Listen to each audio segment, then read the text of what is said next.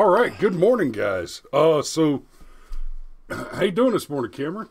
100 messages deep, apparently. Yeah, apparently we got a we got a notification that we've received 100 messages with Restream this morning. So I want to see two of you on YouTube. I'm gonna look at Facebook real quick because we can't see the messages. I don't want Facebook shithead. I want Brushfire Mind.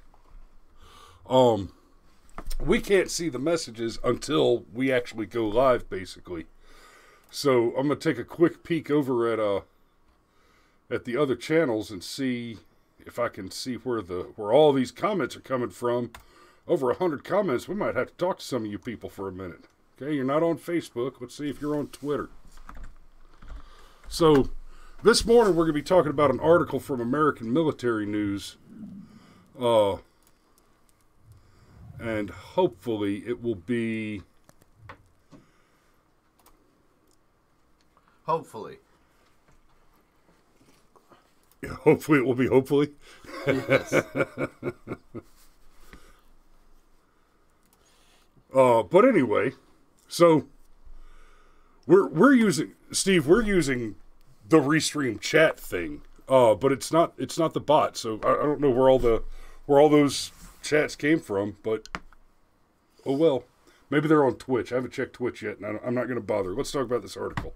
8-year-old kid kicked off bus, left on side of the road for not wearing mask, mom says. Left on the side of the road. Now, bus drivers have one job. I can tell you that this story is not going to go the way I want it to. Now, I've read the story. But even without having read the story, just from that headline, let me tell you something. I, as a parent, would be calling the police, and I would be explaining to them very calmly, very rationally, listen, you need to go and arrest this bus driver for reckless child endangerment. At least 2 counts, because there's as you'll see, there's 2 boys involved in this. Yes, Steve, this is confirmed by other sites. And I can pull up some of that fact check if you want to see it too, but officer, you need to go arrest this bus driver for at least 2 counts of reckless child endangerment for his safety. All right, because we're not talking about my life, liberty, and property here. We're talking about my children. And buddy, that's not a place you want to find yourself. That is not the one you want, I guarantee it. Yeah, even real shitheads have a tendency to have mama bear in them with regard to their children. Like, there's a reason why we view certain crimes against children as the lowest of the low, because they are. Yeah, there's a reason that the last thing a convicted pedo wants is to find himself in Gen Pop. Yeah. Oh yeah. Like, are you a murderer? Do you commit armed robbery? Yeah, it's cool. Whatever. We've all done a little recreational felonious activity in here. I'm a kitty diddler. Oh. I'm sorry. Say what now? You're a what? Oh, I see. Yeah, that's not the one you want, Gen Pop, baby. Nope, not at all. That's when the guys that don't usually prison rape people just start doing that. Yeah. So, I mean, seriously. Steve says sounds pretty out there. Remember, Steve, we're talking about dedicants of the Branch Covidian. Yeah, the whole thing with the man. Okay, so just before we get into it, I've gone through something of a career change. I think is one way. It's one way to put it. Okay. So I need to cut Archer saying phrasing. So I need to have that one on the hotkeys. So I'm exposed to a lot of different people in a lot of different environments. Whereas before, when I did pest control, I still dealt with clients in different places, but it was commercial pest control. You know, I'd go work a giant bakery, and then I'd go work a giant distribution center, and then I'd go work a giant packing facility. So I might go to one facility, and that facility's rules were everybody had to wear a mask to be inside the building. So even if it was a little creepy, at least it was uniform. But doing what I'm doing now, I see all sorts of people in all sorts of environments.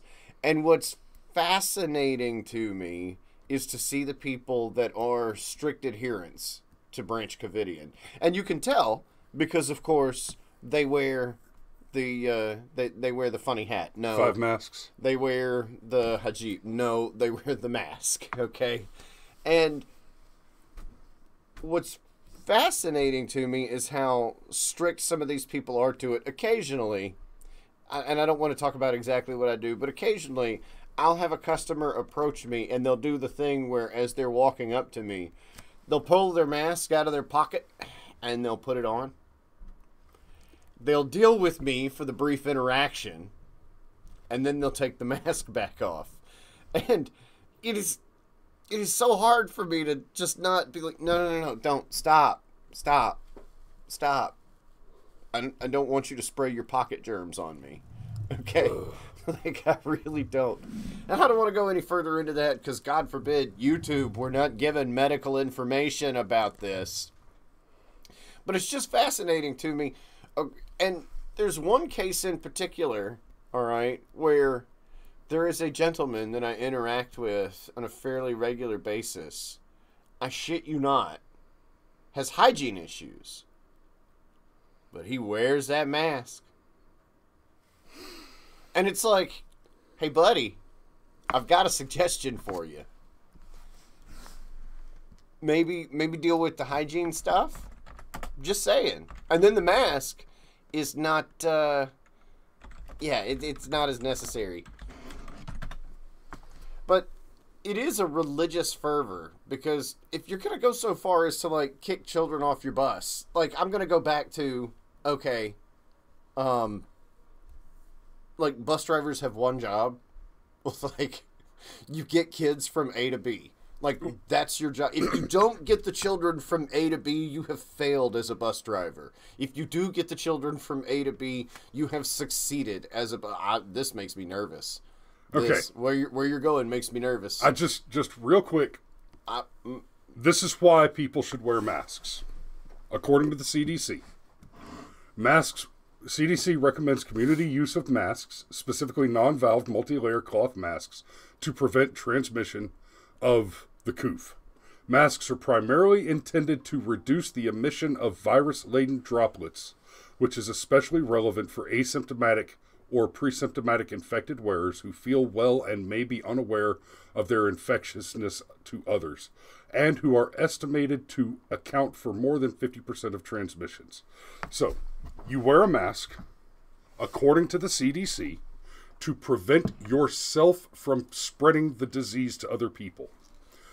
If I see a person in a mask, I keep my distance. I stay 6 feet away, because if I see a person wearing a mask, the reasonable assumption is that they know they're sick. Otherwise, it's not reasonable to wear the mask. So, here, we have the bus driver. Here, we'll just read the article here. A mom in Livingston, Montana said her 8-year-old son was kicked off his school bus and left on the side of the road this week because he didn't have a face mask. So, quick caveat. What we're reading is a report about what a woman said happened. Now, there are other articles about this incident. It does seem that this is vetted. I went and looked for several sources. Yes, they're there. So, on Tuesday, Tara Marsh left for work believing her 2 sons were safe on their school bus. Unbeknownst to Marsh, during her commute, the unidentified bus driver, and we're going to get back to that again in a minute, allegedly ordered her young son to get off the school bus because he had forgotten his mask. Believing they were safely on the bus, I left and headed to work, trusting in the school system and our... Well, there was your first mistake there, Sunshine. Trusting in the school system. Okay. We've said it before and we'll say it again. The school system, the government school system, especially as long as they're still intertangled with the teachers' unions are your enemy. Right? Fox News is not your friend, but the teachers' enemy, the teachers' unions are your enemy. They are actively working against the interests of you, your children, and your country. Actively working intentionally against your interests. Period. So, the bus driver never asked our son if he had an extra mask, nor was he offered one or asked to pull up his shirt, coat, use a glove, hat, anything to cover his face. He was ordered to get off the bus. The bus driver then closed the door and left him. This is an 8-year-old, guys. All right? Now, my 9-year-old daughter, she'll cook breakfast. She'll crack some eggs and scramble them. She's eminently competent. But she's eminently competent for a 9-year-old. She's still at the limitations. She's still of a 9 9-year-old. years old. Yeah. Right? I still don't leave her home for a weekend. Right? So at the next stop, Marsh said her older son asked the bus driver where his brother was, at which point the driver said he wouldn't let him on because he didn't have a mask. Marsh's oldest son told the bus driver that he needed to find his younger brother, so the driver let him off. Jesus. So the driver put 2 kids off the bus, the second one at the next bus stop. Now, I don't know much about the geography of the location where this is occurring. I've ridden a school bus when I was a kid, and like in the neighborhood I live in now, there's, the next bus stop is a block away. But when I was little, and we lived in McDonough, Georgia, and we lived out on Georgia 20 away from any other development, the next bus stop was 30 minutes bus ride away. So I don't know if, I don't know which of those two is the case here, and there's no indication of it in the article. I do know, however, that it is November. I was about to say, even if it's in Montana. Yeah, that's where I was going to go, is that even if it's just 5 minutes away, it's November in Montana, and they're little people. So, our oldest son took off running down the road in the direction of the last bus stop, only to find his brother gone. Now panic set in our oldest son as his little brother was nowhere in sight. So he started running up a different street where he spotted his younger brother headed in the direction of our house. When he reached him, he was sobbing hysterically and extremely traumatized. As a matter of fact, this incident has traumatized our entire family. So it sounds to me like the younger boy was left off at the initial bus stop, which it is clearly not right at the front of the house, but heading up the street to the house. Okay. Thank gods the little boy knew how to walk home from the bus stop. Right? Obviously there's something deeply wrong with this bus driver. From the details of this story, there are no indices here that suggest this bus driver wouldn't have just dumped the kid off at some random stop when he realized that he wasn't wearing a mask if he hadn't caught it initially. Now, this is asinine. Even if I could get to where it's reasonable to tell the kid, well, if you forgot your mask, then you need to go home and tell your mommy that you forgot your mask and get one, and then she'll just have to drive you to school. Right? Even if you get to where you think that's reasonable, you don't inform the kid's brother. Right? We're not talking about the first day of school here. It's November. These kids have been getting on the school bus every day. Yeah, presumably 5 days a week. For months. Same 2 kids, same stop, same everything. So this bus driver knows that these 2 boys, he at least knows that they get on at the same stop every morning. He probably knows that they're brothers. Almost certainly knows that they're brothers. Right? But at a minimum knows that they get on at the same stop every morning and understands that this boy is 8 years old. You absolute monster. Thankfully, as they were getting back to our house, their father was just pulling up after working a 48-hour shift and was just getting home, she continued. Otherwise, they would have been locked out of the house in the cold as well. Remember, November... Okay, well, this was last Tuesday, so it wasn't quite November yet. Oh. No, that was November the 2nd. November, yeah. It was the 2nd, yeah. So, yeah, November, Montana. It's cold.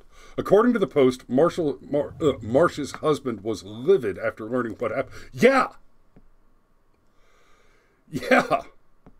After learning what happened, Marsh said he called the school's transportation department and spoke with a manager who said it was not their problem nor fault for what had taken place.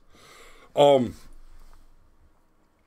had some problems with the public school system for the very brief period that my two older daughters attended, and I did not make phone calls. I went there. I went to the school and talked to the people, and they failed utterly. I mean, they utterly failed. On her first day of pre-K, my eldest daughter, when my wife went to pick her up at the end of the day, because we drove her to school and picked her up at the end of the day. On the first day, my wife went to pick her up, and the school told us, well, no, we don't have her. We don't know where she is. I'm sorry.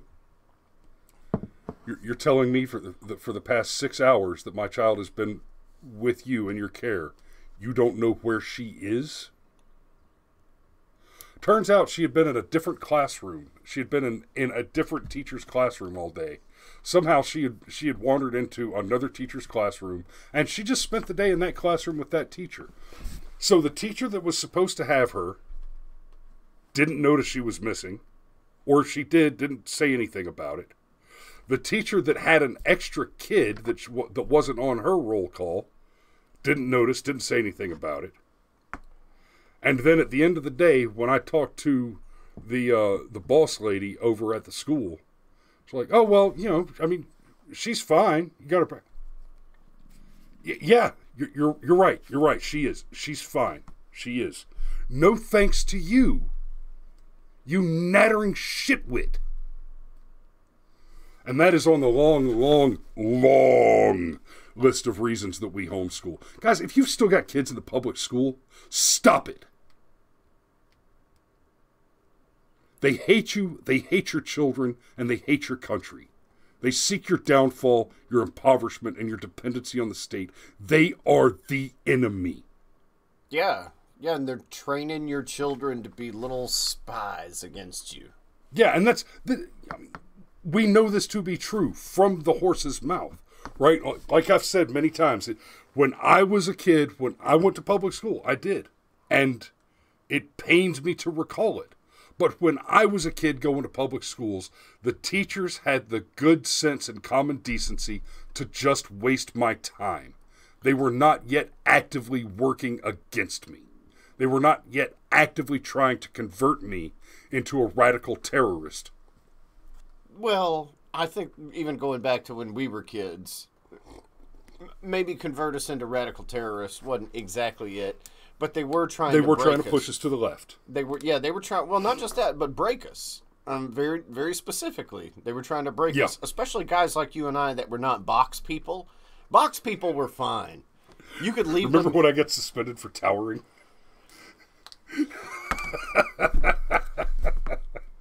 Anyhow, can I continue reading?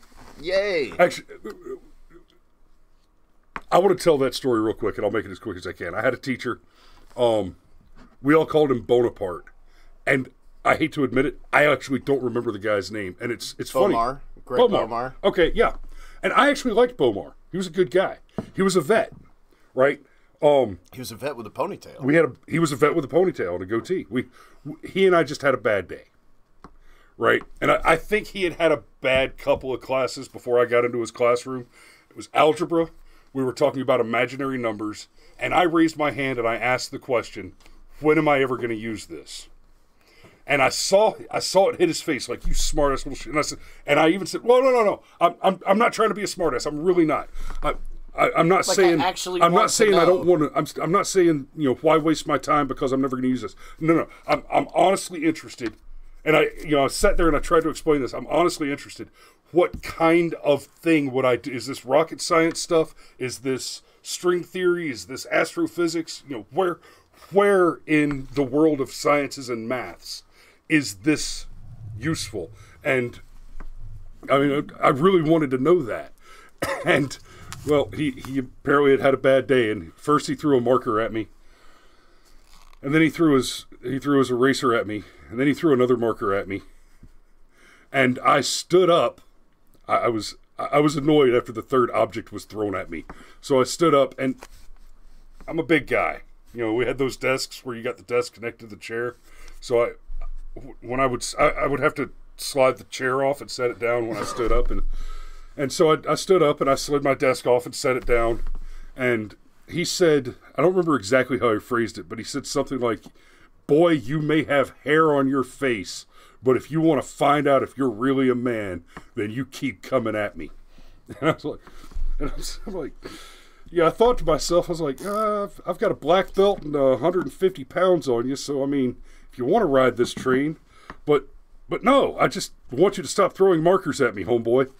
And he kicked me out, sent me to the principal's office, and they suspended me. And on the line where it said reason, it was literally just the word towering. That's it, towering. And it was explained, well, you stood up, and because you're so much larger than the teacher, it was intimidating, and you're not allowed to intimidate teachers. Is he allowed to throw things at me? Because that wasn't cool, guys. And again, the guy was an excellent teacher. I liked him. I mean, he really was. That's the funny thing about it. And after that, I went home and spent a week just, I was suspended for a week, so I just picked up some extra hours at I think I was still working at Papa John's at that point, so I just worked an extra, 10 or 20 hours that week. And then went back and no problem, never had a problem with the guy again. Just that one little incident. But that's the public school. Now this right here, this thing right here, I'm telling you, this bus driver needs to be arrested and charged. Yeah, so after the husband noted the incident put his children in danger, Marsh said the manager literally laughed at him over the phone and said there was nothing he could do. Marsh then contacted the Livingston School District superintendent, who seemed appalled and apologized and assured Miss Marsh that the incident would be taken care of. The superintendent later told the Livingston mom that she scheduled a meeting with the bus driver and his manager and that actions would be taken. The superintendent said she would also get back to Marsh after the meeting. I didn't hear anything for 2 days until I made a phone call wanting to know what's going on. I was told there was a different bus driver on their route, which my kids already told me, and that she couldn't go into details with the bus driver as it's personal information. Now, isn't that something, Marsh wrote? Marsh said she wrote the public Facebook post to draw public attention to the fact that our school system is failing when it comes to communication about our children, their safety, and what is morally and ethically right. I consider our school system safe, and I trusted them with the care of my children. But when the system fails to provide basic safety and endangers our children, there should be an outcry and things need to change, Marsh wrote. As parents, we need to be involved in everything that has to do with the education of our children, and as we are our children's advocates. I want to stop off right there, because it's not just the public school system. The public school system, first of all, it's the government school system, not the public school system. Like, it is funded by the government. It is run by the government. It is the government sets the rules. Like, it's the government school system. Correct. Those of us who choose not to engage in this corrupt and dangerous system are still forced at gunpoint involuntarily to subsidize it. But, there's the other piece to this where I guarantee you this bus driver in the moment felt justified for taking... Righteous. Yeah, felt justified for taking these actions. And it goes back to what we've talked about before, all of the fear porn stuff having to do with the virus itself, and the fact that there's been all this conflicting information. You know, wear a mask, don't wear a mask, wear a mask, wear 2 masks. And, oh yeah, by the way, we lied to you about masks in the beginning because we didn't want there to be a PPE shortage and all of that other stuff. So when you, and this is part of what, and I didn't realize these 2 stories were going to tie into so well together, but it's part of what I talked about yesterday when you were out.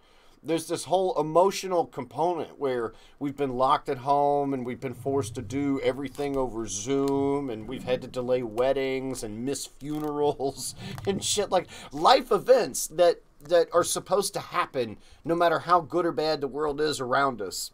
Yeah, doing live streams for funerals, that was a healthy little piece of revenue I had not expected to suddenly pick up during the coof. Yeah, so yeah, no kidding, and that's a weird one all by itself. And one day I'll when my phone started ringing, hey, we need our dad's funeral on Facebook for everybody that can't leave their houses. Okay, here's an invoice, stroke check. I'll be there in the morning.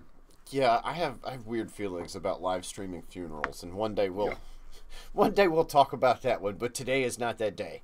But Bubbles says in the comments, I'm sorry, Krista says in the comments, how dare you endanger me by forgetting your masks, you little child. And, you know, that kind of sarcastic statement that she made in the comments really encapsulates the point that I'm making. We've spent coming up on 2 years now, not only scaring the shit out of people over the virus, but giving them conflicting information. And it's like, you remember for years after 9/11, every newscast would have the terror alert, and like green was safe and every other color was some level of danger, and it was either like a yellow terror alert. Ron, help! It's they upgraded the terror alert to put on a helmet day. What do I do? Well, Mom, put on a fucking helmet.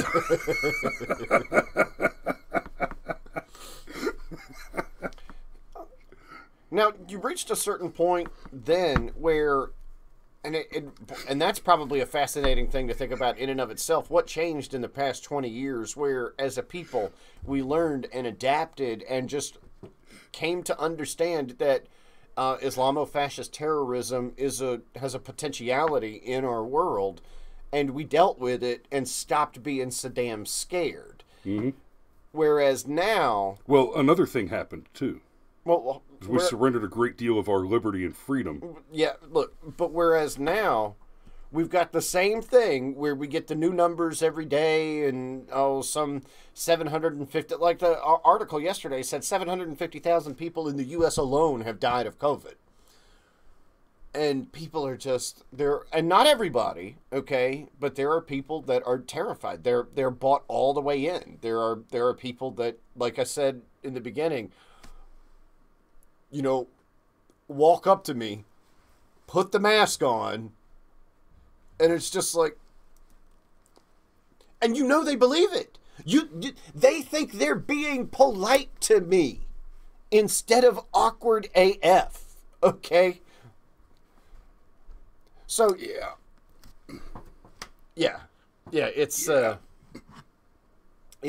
bizarre thing. And Christy, you're 100% right. There's no way they'd fly a plane into the effing mall. They'd use a backpack. So, with a pressure cooker. You know, the Ron White reference too, real quick. You know, losing freedoms, et cetera, et cetera. Ron White said this, and it kind of works here too. But he said this about the terror alert. He said, I don't like the terror alert for 2 reasons. It doesn't make sense, and it scares my mother. Right? And you know what? I'm right there with you, Ron. Right there with you. So, I think that's all I've got for today. How about you, brother? Yeah, just one more time. I just want to touch it because it's so bizarre. Touch it? I mean, I don't want to spoil you for life, so no, I'm not going to touch it. It's just so bizarre that we've taken this whole thing, and you look at the whole evolution of COVID, where, like, it starts out as a thing where you're a conspiracy theorist for even thinking it exists in the first place. Sunnydale Hyde! Good morning, brother! Where it starts out as a conspiracy theory for even thinking that it exists in the first place, and now we've come all the way around to where a bus driver feels like they have the legitimate moral authority to kick a child off the bus. It's not like this kid brought a fucking gun onto the bus, okay? I don't want you to ever kick my kid off the bus. But if my kid brings a gun on the bus and you kick them off, I understand. You need to wear a mask? I mean, maybe. They cough, man. But, well, we're closer than 6 feet, so if I have the coof, you have the coof. Lung pulse sicken, activate! Top of the morning. And the remainder of the day to you, sir. Thank you kindly. Rook, Sunnydale Hyde, my favorite drill sergeant, has joined us this morning. And, brother, that just warms my heart to see. Now, we were just about to sign off. I wish we'd have seen you a little bit earlier. And, you know, I see Sunnydale and I see a handful of others, including my favorite Ninja Turtle. Thanks for watching, guys. I really appreciate it. You know, we need to get together and have a cold beer sometime, but I believe we're about 10 hours apart on the road. We'll have to hook that up. Which also reminds me, Parks, you're out there. Say when, brother. We'll link up and get that cold beer somewhere halfway between here and the other side of Georgia. So, is there anything else we want to wrap up on? Because we do have a lunch meeting to get to today. No, I was trying to wrap up, and then Sunnydale. I know. The Sunnydale popped in. Anyhow, just to put the button on it, it's bizarre. A bus driver felt obligated. I'm not obligated, but like they had the moral authority. Felt justified. Justified. That's a good word for it. Like this bus driver clearly felt like this was not only okay, but the correct course of action to take. And why? Because everything having to do with the public school system and the corporate media and how that and Guys, for those of you who watch this show, y'all should go find Sunnydale on Instagram and whatnot and follow him, because this man, he basically lives in the sky. Like I think he spends more time in the air falling than he does with his feet on the ground. And as far as us taking a skydive together, Drill Sergeant, I'm a fan of what y'all do. I am. But I will dance with the death bear with both feet on the ground. Thank you very much. Pussy. I would go skydiving. Okay, so because we've got the Drill Sergeant watching, I got to tell him this story because I don't think I've gotten to tell it. So I'm going to tell this one little piece. I was running some missions in Afghanistan, and I had planned this really cool, aggressive. We were going to fast rope in, air assault, come in with the Blackhawks and slide down the ropes. We trained for it. I was ready to rock and roll. We go to do it. Now, I was at fighting weight. I weighed about 260 pounds. But then I had my body armor and the extra large the largest body armor, which is the one I have to wear, fits me like a bulletproof bikini. It just stops right above my belly button, but it weighs 85 pounds. The average Army body armor weighs about 15 to 20 pounds. The super extra large one is 85 pounds with nothing else, right? And then I got another 100 and something on my back with the shall we say, special radio, plus a rifle, plus ammunition, plus so I tipped the scales at a little over 530 pounds in full kit. And we get up to this Black Hawk, whole mission's planned, everything's ready to rock and roll, and the pilot steps out and points at me. He says, "Nope, you're not getting on this bird." I'm like, "Wait, what?" He said, "Nope, you're not getting on this bird with anybody else." I'm like, but sir, air assault. We're gonna get him. Nope. You take a truck and meet us there. All right. So the mission happened. They air assaulted in, and after everybody else hit the ground, I just came walking up like I own the place. Like, okay, guys, I guess we'll mop them up. So yeah, that I thought that might amuse you, Mr. Hyde. So y'all be safe out there, and Sunnydale, check us out on Friday when we do Firearms Friday, and we end the show with a good old-fashioned Army safety brief. Love you guys. Be safe.